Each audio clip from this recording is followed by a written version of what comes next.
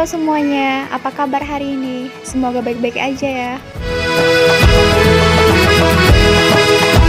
Kami akan menunjukkan situs sejarah Istana Niat Lima Laras yang berada di Tanjung Tiram, Kabupaten Batubara, Sumatera Utara. Pemberian nama pada Istana Niat Lima Laras diberikan oleh Datuk Muhammad Yuda. Menurut Datuk Asmiansah, Datuk Mat Yuda diangkat menjadi raja pada tahun 1883 dan memerintah hingga 1919. Pembangunan istana ini dengan biaya 150.000 gulden dan dikerjakan oleh tenaga ahli dari Cina. Saat melaksanakan pembangunan dipimpin oleh langsung Datuk Muhammad. Awal mula Datuk Muhammad Yuda mendirikan istana ini disebabkan oleh larangan berdagang yang diterapkan oleh pemerintahan Hindia Belanda.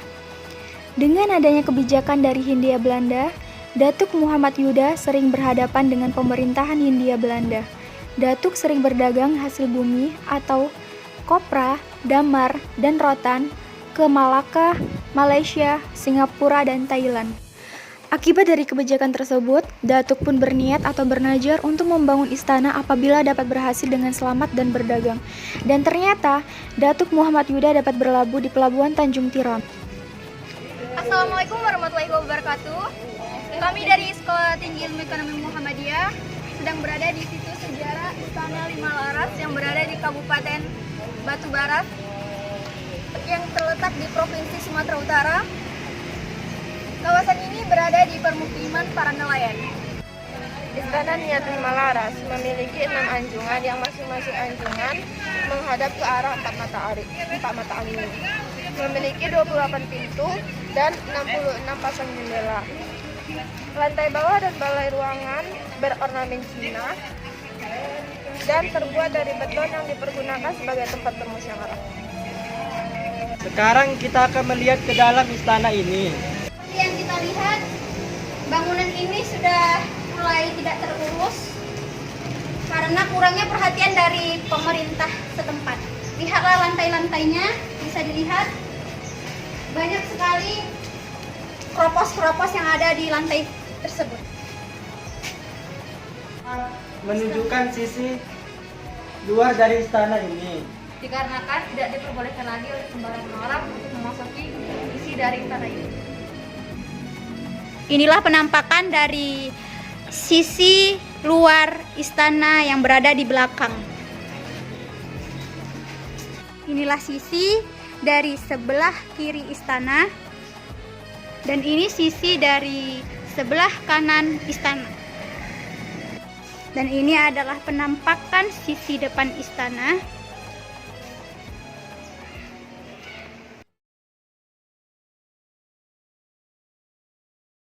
Narasumber tidak menginginkan adanya kegiatan merekam video pada wawancara yang dilakukan, maka daripada itu kami hanya bisa merekam melalui perekam suara. Datuk Mat Yuda Seri Diraja, Raja yang ke-11. Jadi siapnya 1912. Meninggalnya Datuk Mat Yuda 1919. Berarti sebelum kemerdekaan udah ada lah ya, Kak? Dan dia Iya, kerajaan itu semua di zaman penjajahan. Jadi waktu ketika dia meninggal langsung runtuh atau digantikan ke yang selanjutnya? Ada lah, anaknya. Anaknya itu itulah bapak saya, anak pertama daripada istri pertama. Tidak digunakannya waktu tahun berapa, Kak? Tidak difungsi Tidak lagi. digunakan lagi 1930-an. Disebabkan Udah direkayasa bikin Belanda. kalau struktur kepengurusannya Nah, sekarang ini sekarang ini pengurusnya saya. agak sendiri. Nah, termasuk cucu, termasuk generasi yang turun 13. Saya lah rajanya. Jadi kalau potongannya potongan pengamen. Nama kakek siapa kek? Nama saya Datuk Muhammad Azmin Shah. Turunnya yang ke-13. Biasanya kayak ada nggak kayak orang datang kemari untuk membersihkan atau mengapakan istana ini gitu datang? Nggak ada. Nah, kalau dari pemerintah sendiri pernah nggak direnovasi kek? Oh, pemerintah pernah. Tapi dari pusat. Ini sudah berkali-kali merenovasi. Tempat wisata gitu. 1981 ini kan dijadikan tempat wisata. Tapi dia nggak mau melestarikan. Pemerintahnya itu nggak mau. Dibikinnya aja tempat wisata. Kalau ada wisata dia lah mengambil. Oh gitu. Kalau misalnya ada laporan datang, mereka datang itu hanya mengambil laporannya aja. Ya sudah dia. Orang itu datanglah kemari, dia lah bawanya orang wisata. Jadi kakek bilang diperalat Nah, gitu kita ya. ditelunjuk aja lah. Kakek mulai mengurusnya ini tahun berapa? Wah, lama 1991. Kau baru lahir. Belum. 2002. Ada nggak jam-jam tertentu mereka diperbolehkan datang gitu? Malam boleh? Malam ada juga.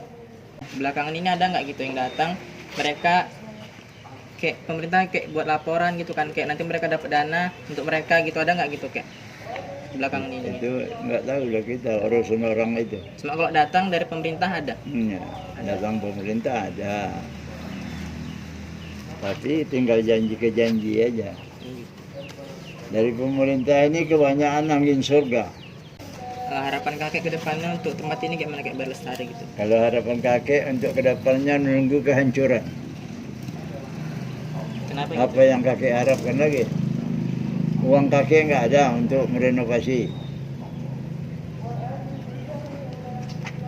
Berupa kekayaan kami sudah habis dizalimi oleh pemerintah. Ini aja rumah ini mau dizalimi oleh pemerintah.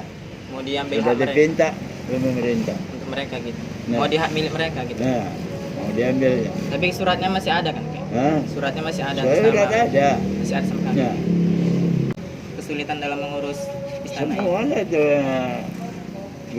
bergendalan. Ini lampu aja kita bayar. Bayar sendiri. Hmm. Kalau dari kepala dusun atau dari kepala desa kayak ada nggak kayak pernah mengajukan untuk tempat ini direnovasi? Oh, itu tak perlu lagi diajukan. Enggak. Selangkan dia sudah tahu, selangkan dia sudah berjanji. Tapi itulah, kita ini bosan sama janji itu. Tak ada yang tepat. Jadi kayak kan dari awal tuh kan keluarganya kan keturunan kan banyak gitu kan kayak, jadi sekarang keturunan dari kayak cucunya atau anak-anaknya gitu kan kayak masih nggak kayak sempat berkumpul di sini setahun sekali atau berapa? Nggak pernah lagi. Gitu. Nggak ada lagi. Nggak pernah datang kemari lagi. Pada kehidupannya masing-masing. Nggak ada pertemuannya, nggak ada lagi.